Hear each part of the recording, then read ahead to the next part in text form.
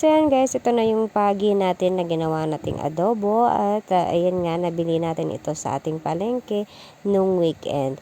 So bali hiniwa lang po natin siya ng pa-square everyone at kita nyo naman ang kapal ng kanyang laman. So ito, isa yan sa gusto ko sa pagi, yung kanyang laman dahil yung kanyang mga tinik guys ay nakakain kasi para po siyang cartilage. Bali wala pong sayang pag ganyan ang iyong niluto.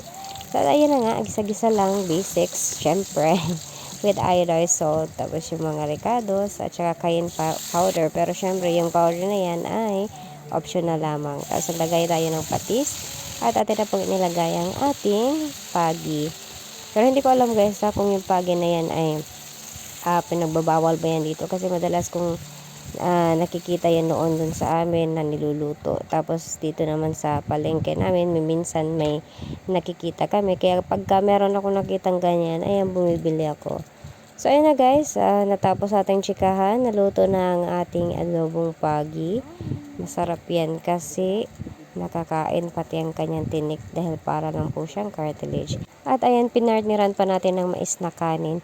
Tsaka alam nyo guys, isa pa sa masarap na luto dito sa pagi ay yung ginataan. Tapos, iigain mo yung gata. Naku, tapos ang daming sili. Ay, nako, the best.